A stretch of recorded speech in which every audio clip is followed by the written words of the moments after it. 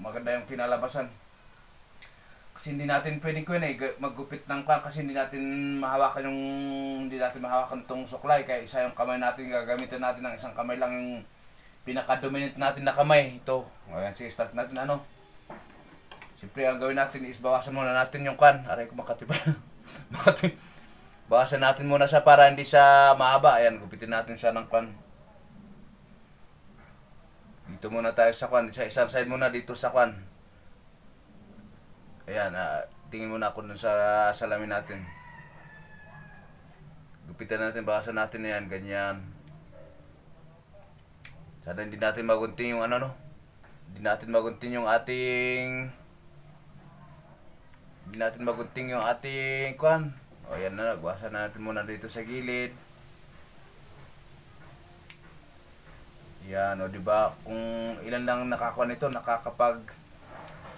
nakapaglakas loob na maggunting sa kanilang mga buhok. Ayan, bakasan natin sa likod. Yan, o diba nakita nyo, nabawa na gunting yan Talagang nagupit yan na buhok natin. Dito naman sa kabila, ayan, bakasan natin Dito naman sa kabila, ayan. Sabay yung primary ko natin.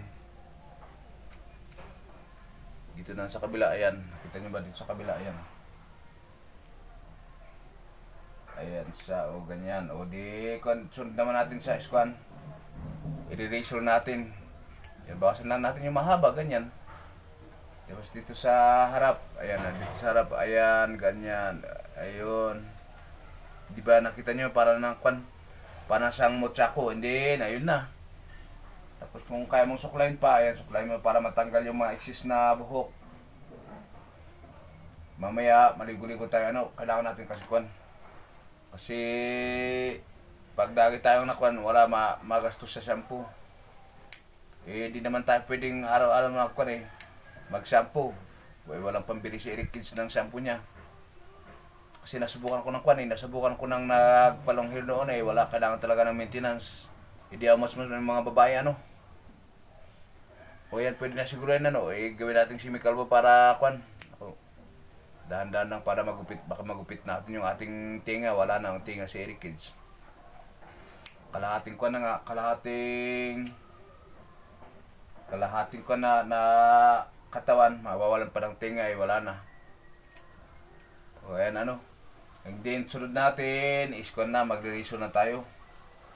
Then pag nabawasan mo na yung nasa gilid, yung mahaba, ayan, magbawas ka muna sa Magbawas ka ulit sa wait na nga, kunin natin yung ating sibol. Kunin ko yung sibol ko Kailangan natin maingat kasi baka magkamali si Eric Kids ay magtumba ng ating setup. Kasi dalawa yung camera ko. Dito yung camera, meron sa gilid, dito sa gilid, dito sa right, dito rin sa left, para nakita nyo yung nakikita nyo yung ating ginagawa. Ayan, gusto na natin siya. Gusto unahan natin yung unahan natin yung right side.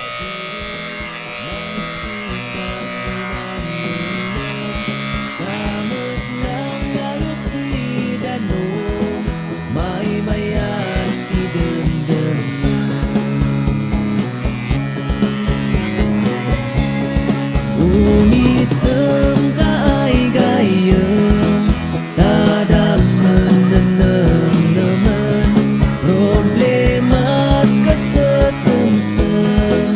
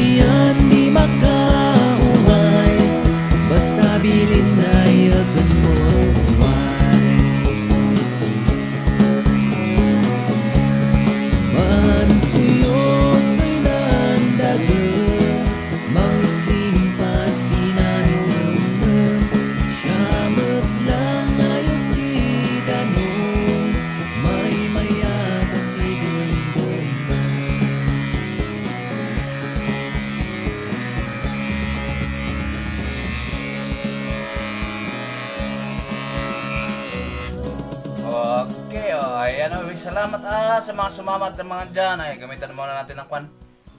Gamitan natin ng mas maliit para sa ating rito. Salamat sa mga inyo sa mga sumama sa akin dyan.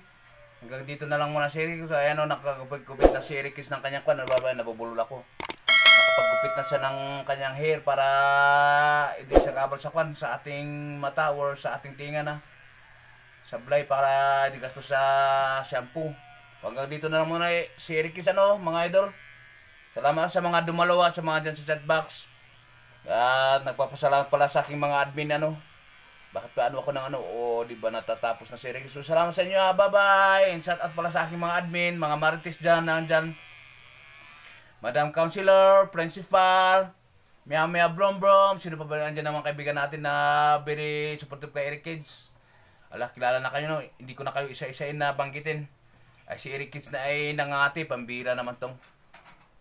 Tagal na ako, 4 na buwan na tumubo naman yung buhok natin. Paparam sa inyo sa mga team anay, kung ano man team na andan yan, saan dyan sa baba Kung ano man ang team na kinabibilangan natin. Salamat sa inyo sa mga dumalo sa aking walang kwenta ng paggupit. Salamat sa inyo, bye bye. Hanggang dito na lang si Eric Kids. And see you around. Huwag mo palang kalimutan i-hit yung subscribe button at saka bigyan mo naman gusto mo naman ako bigyan ng palike dyan. At wag mo naman kalimutan maglagay ng kahit paano gustong ko magbasa ng mga comment nyo kung anong maganda or beautiful na na vlog ni comment nyo dyan. Salamat sa inyo hanggang dito na lang si Eric Kids. Bye bye.